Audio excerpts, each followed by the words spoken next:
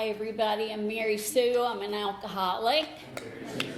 Courtney, thank you so much for asking me. It's always humbling to be asked to share your experience, strength, and hope with another alcoholic or a group of alcoholics. So I really take that as a trust. But I'll start by saying I haven't told my story in a long time, and when Courtney called me, she called me Tuesday, and I said yes, of course, and then I remembered you guys talk longer than most groups, or give the person who's telling their story a little bit longer. And I thought, what have I gotten myself into? I haven't done this in a long time. And so that night, I was thinking, I'll never be able to find enough to talk about, to share with everybody. And so that night I had a dream about the meeting. And I dreamed I was sharing till I was still sharing at 8:15. And people started getting up and walking out. And I texted my sponsor and I was like, please call me on your way home from work. And so I told her what I dreamed, and she said, Mary Sue, she said, they would have got up and left at 8 o'clock. And I thought, well, it takes a sponsor to knock you down a peg or two. And I thought, the grandiosity of the alcoholic is alive and well in me. So, but with that, my sobriety date is 12/11/95. And I got sober in Alexandria, Virginia. And so what it was like for me was I grew up in an alcoholic home. My dad was a rageful and violent alcoholic. We had to leave the house many nights, and there used to be a Holiday Inn down here on US 1, and we'd go down there and stay for the night. And he ended up dying when I was 6. He was 42, and he died of this disease. Of course, I didn't know what was going on. I didn't know for years. We never discussed it in our family. We didn't discuss that he was an alcoholic or the effect it could have had on any of us, or that we might end up being alcoholics. It was just not discussed. And so I won't say my first drink. I had my first drunk because I had my first drink and drunk when I was 16 years old. And it was at my brother's 18th birthday party. My mom had gotten a couple kegs for him and put them in the backyard for he and his friends. And of course, I joined in. Now that's kind of the culture I grew up in, where the parents provided the alcohol. And so I drank, and I remember I did what I did for the rest of my drinking, almost 20 years. I drank and I threw up, and I wanted to do it again the next day, or a couple days later after I got over the hangover. But so that continued. My brother, I would party with my brother, his friends, and my best friend and drinking buddy, her sisters were the same age as my brother. So we basically followed them around with our fake IDs, drinking, and like I said, repeating the same behavior. And that continued. I will say I also got my license at 16, and I did have a car and was kind of the designated driver for our friends.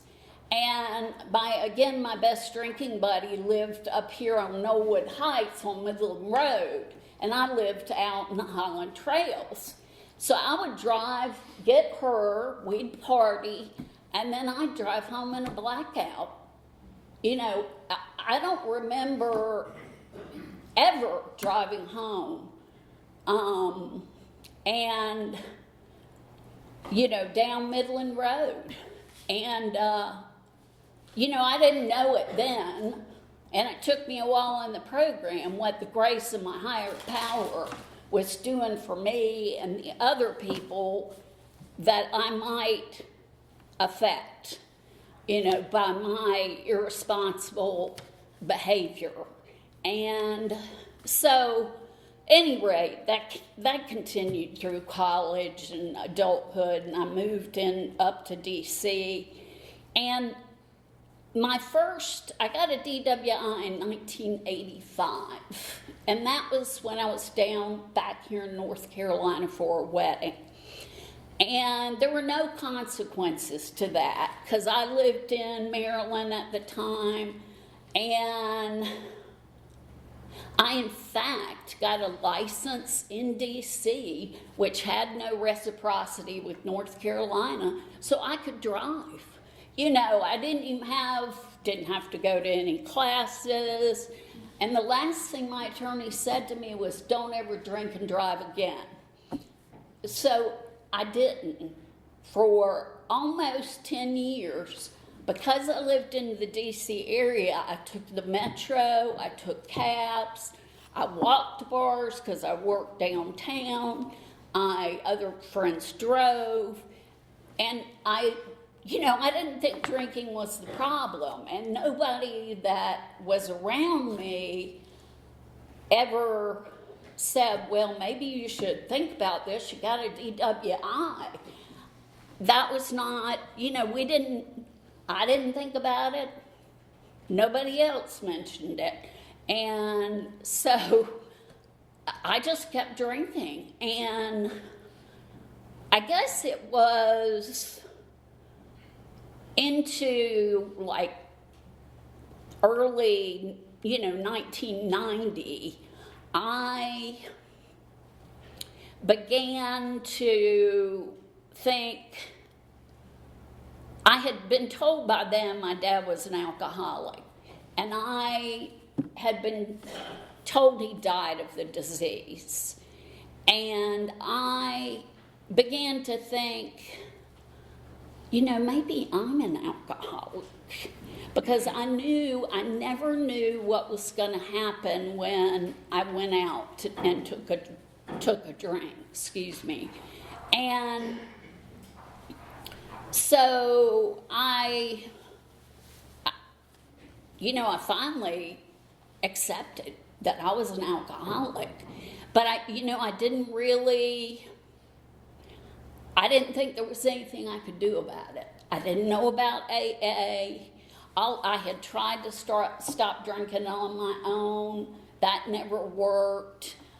I would always go back and have a worse binge than I had ever had before, a worse night out, a worse blackout, a worse hangover. And so, I pretty much quit trying to stop, but I had to stop drinking liquor and limit myself to like beer and wine. That's all my body would tolerate at that point.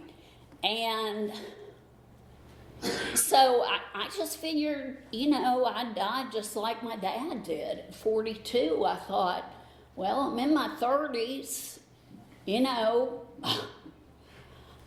not long now. I thought about suicide because I was so miserable, hopeless, and alone. But I didn't want to hurt my family. Sorry, I'm still an emotional alcoholic. So, I didn't do that.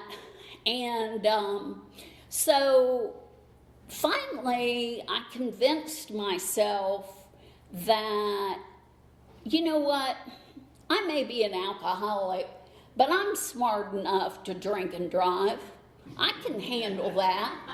I mean, I just had bad luck. I did it for years and only got 2. So, I started drinking and driving again, and once again, blackouts. I worked in Fairfax, Virginia. I'd drive 45 minutes to Capitol Hill, party, and drive 45 minutes to Alexandria, 45 minutes in a blackout. And, so I thought I had it covered, that I was smart enough to do this. And so I get December 10th, 1995, I was going to a friend's Christmas party in Maryland, and I did the usual thing. I was getting dressed, greased the wheels, drinking some wine while I was getting dressed and having my shower. And so I already had a good buzz on when I was leaving Alexandria to head up the Beltway to Maryland. And I kept drinking when I got to her house. I didn't eat because I never ate and drank at the same time, And so the last thing I remember that night, and I'm not sure how late it was, the last thing I remember is getting in my car to leave. And the next thing I remember was the blue lights behind me. And I was somewhere in Fairfax County, Virginia.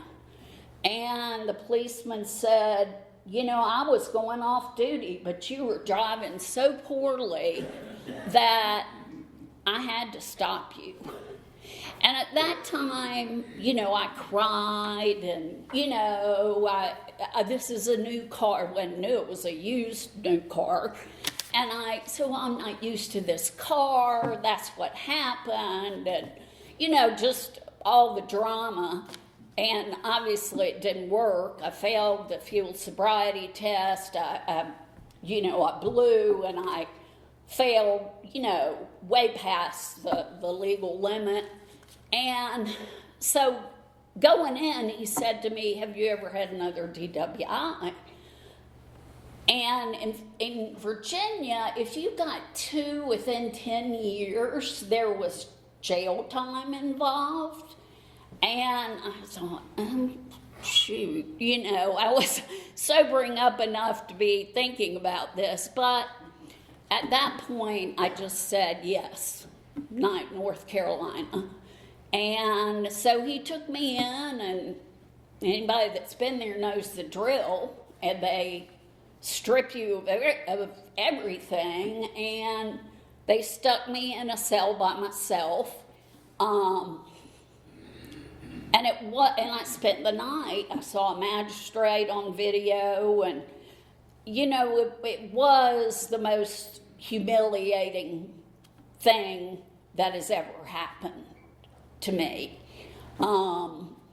But at the time I thought it was the worst thing. Now I know it was the best thing that ever happened to me. And that it was the grace of my higher power. So anyway, I was too embarrassed to call anybody the next morning from the police station. So I got a cab home. But finally, and I will say that day, there's a part in the big book and more about alcoholism. It says pitiful and incomprehensible demoralization. And I went to a meeting Tuesday night, and somebody was talking about their 2 favorite words in AA literature were rapacious creditor and the 12 and 12 in the first step. And I thought, well, these are my favorite 3 words, pitiful and incomprehensible demoralization. And little did I know that's what I'd been experiencing for years, but this was the absolute bottom of that. And whenever, I've been lucky because the next day I felt the most alone I have ever felt in this world. And that feeling still goes through me when I think about that day. And I finally broke down and called 2 friends of mine. They came and got me, and one of them picked up my car from the impound lot. And, then they kind of sat watch over me that day, took me to get something to eat. And, but I didn't realize at that point, and I wouldn't for a long time, that the sequence of events that were then to happen were all the grace of my higher power. And I know y'all have heard me say that word already a lot tonight, but to me, that is the word that is the most important to me, because it makes the difference between me sitting in a chair here and somebody else might not have that opportunity. It's not because I did something great and wonderful, it's just because grace. But anyway, a sequence of events then happened. I called my childhood friend who lived in, Virginia there, and because her husband had like 6 DWIs. He was in the program though. And I thought, well, if Mark has a good attorney, then, I think I'll use his. And so she said, well, Mary Sue, you're not an alcoholic. How'd you get a DWI? This is how in the dark I had a lot of people. And so I went there for dinner, and Mark said, why don't we go in the basement and talk, because that's where he could smoke. And so he 12-stepped me, basically. He told me his story and said, if you want to go to a meeting, I'll take you to my home group. And when he told me his story, I thought, he is a really bad alcoholic. And if this thing works for him, then maybe it'll work for me, because I'm not really as bad as him. And so I went to his home group with him. And the first thing I noticed is these people were laughing and smiling, and they were celebrating. They had this big cake, and these people were getting these poker chip looking things. And I was like, what is going on? I have a legal case hanging over my head. I may lose my job. I can't drive. And what is there to be happy about? And so would become my home group. And that night, I met a woman who would become my first sponsor. And I remember these people were so enthusiastic about getting you to come back that finally one of the men said to another one, look, Jim, this is about attraction, not promotion. Leave the girl alone, And so I kept coming back and pretty much followed my sponsor around whatever meeting she went to. And the same thing happened, when I went to meetings. I would go into a meeting, and these people, before it started, be laughing, and they'd be laughing about their stories, and again, I was still in that phase where, I'm in legal trouble, the whole woe is me type thing. And so I worked my first, I worked the steps with this first sponsor. And, I will say I have found it necessary in my sobriety to work more than 1, 4th, and 5th step. More has been revealed to me. They say be fearless and thorough. Well, I think I was as fearless and thorough as I could be then. But I don't think, later on it was kind of like, oh, that's what they were talking about. I need to work a 4th and 5th on that and probably make an amends to that person once I run it by my sponsor. And, it just, I don't think get it all out. I tried to be fearless and thorough, but again, I think I did it to the best of my ability. The first step, I knew I was an alcoholic. I didn't think my life was unmanageable till I got that second DWI.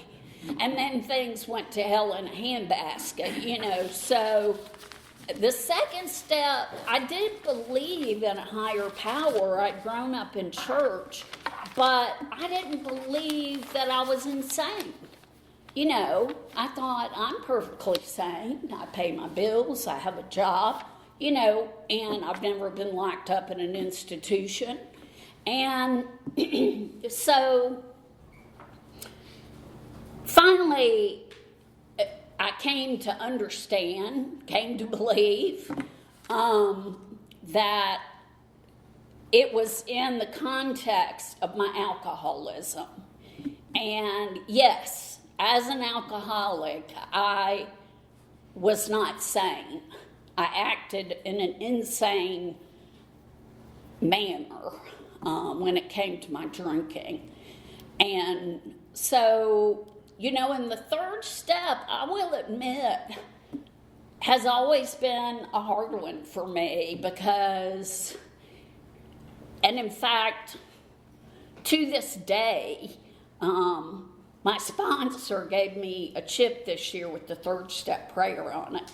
And I'm like, oh, is that a hint to keep reminding me that I've, still got work to do? Because, this time I did a 4th and 5th step, and I did the steps with my sponsor recently.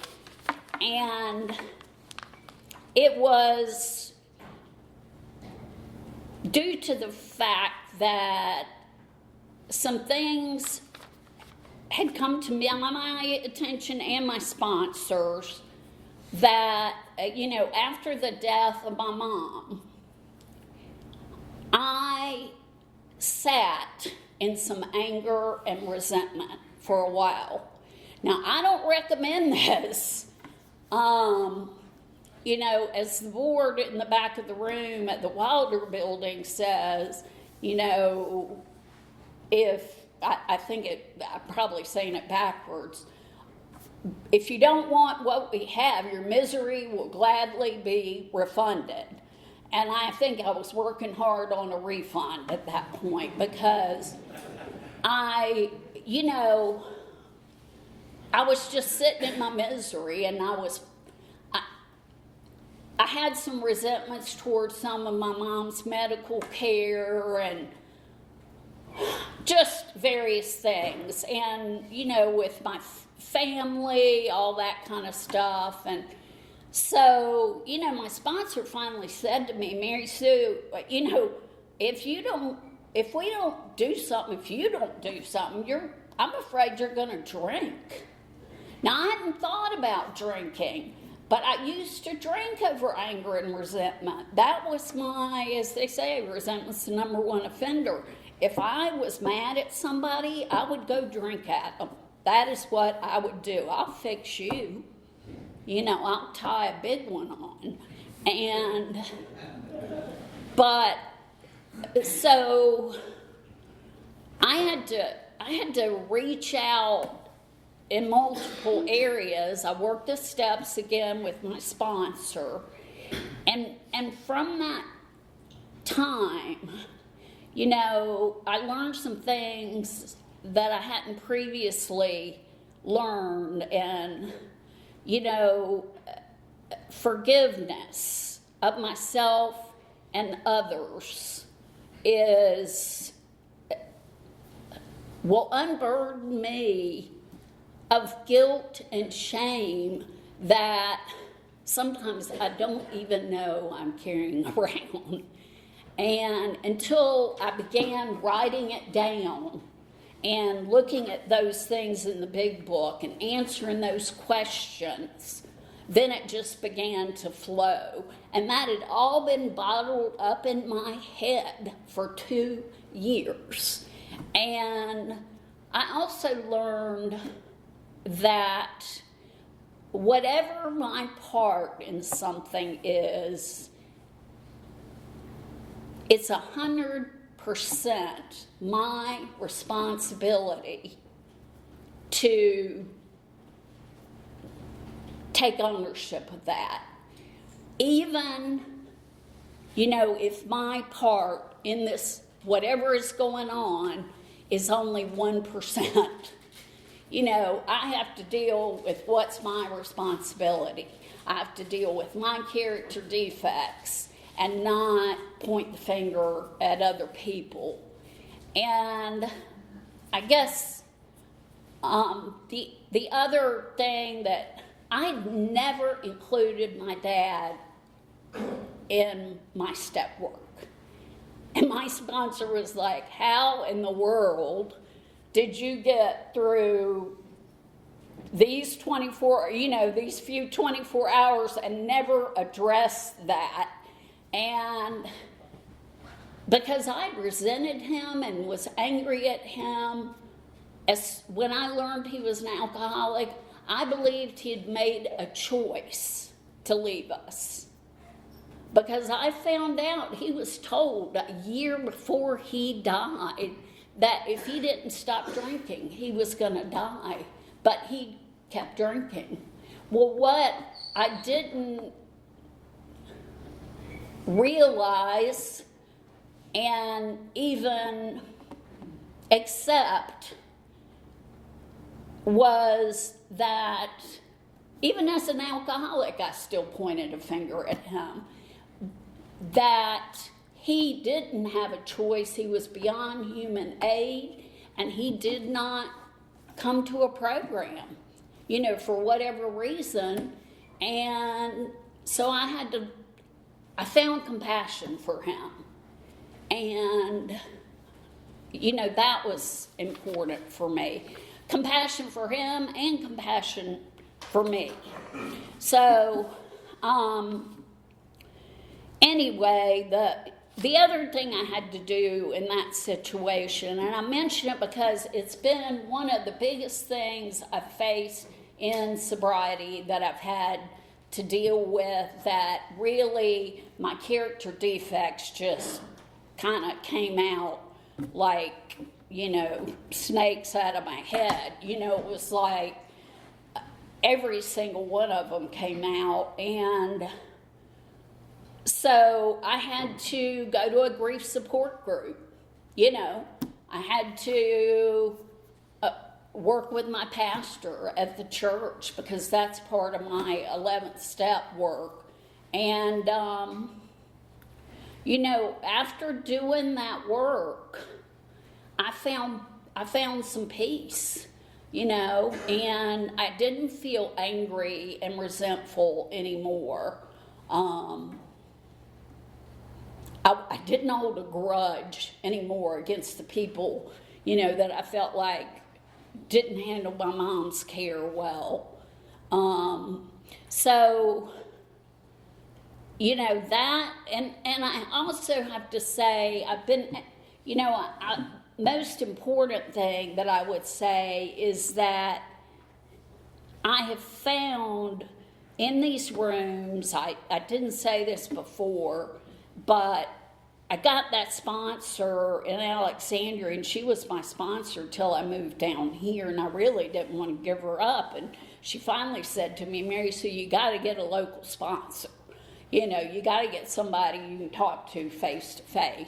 But I have never been without a sponsor because I just think it's that important because, you know, as my sponsor says, first thought wrong. You know, I need to be able to bounce it against somebody, talk to another alcoholic about it, and whether it's my sponsor or somebody in my network.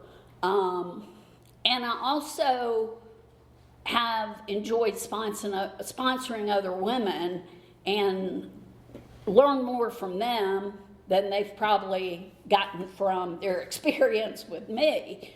But, you know, it's been a great mutual relationship. And meetings.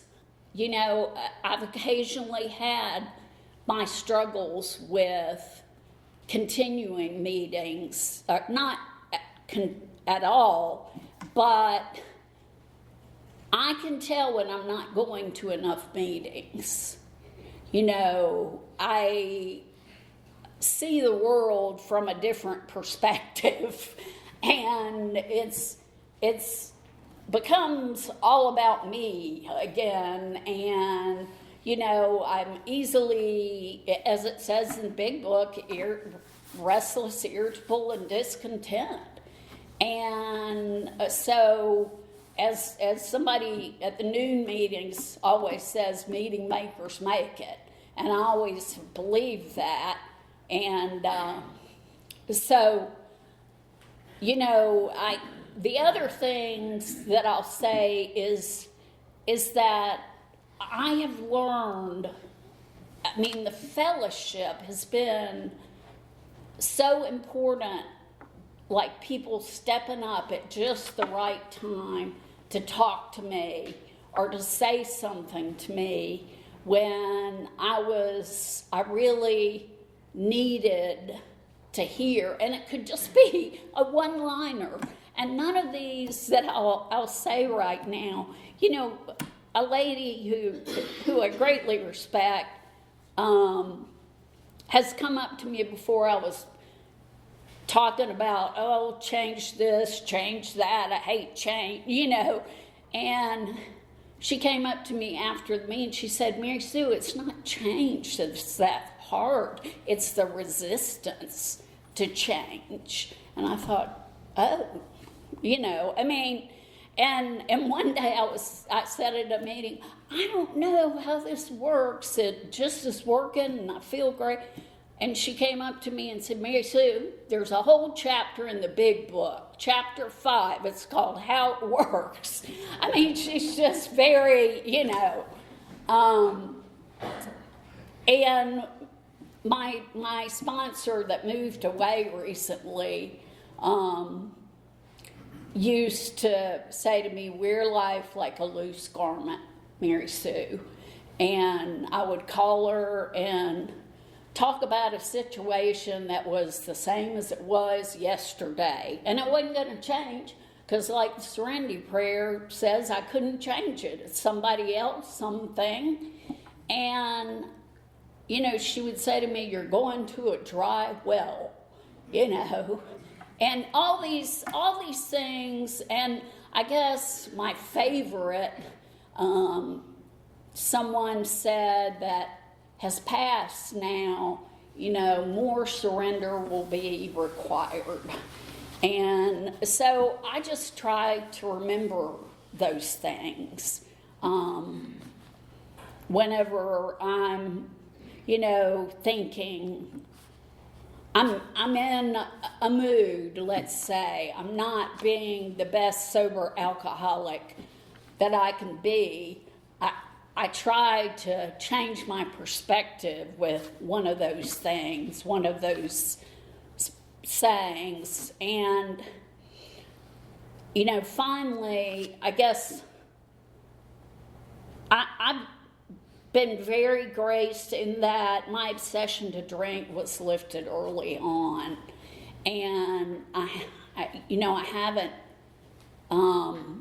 had a lot of instances where I've wanted to drink. There have been times, sometimes when it was, 5 o'clock in the afternoon, it was a nice day, I'm driving down the road and I'm thinking, there's a bar, I could go have a glass of wine, wouldn't that be great, happy hour, blah, blah, blah. It's just, like a bubble. And so then I immediately think, yeah, it wouldn't be a glass, it'd be whatever, and you'd be back in jail, because that's what happened the last time. So that's what I like to do when I have an anniversary, is remember how it was, so that I can remember it does not matter how much time I have, all I have is today. And I've seen so many people get through so many things without drinking, and that inspires me. And I guess for me, it's the love of the fellowship, the power of the steps, and most importantly, the grace of my higher power that, keeps me coming back and keeps me, sober one day at a time. Thank you.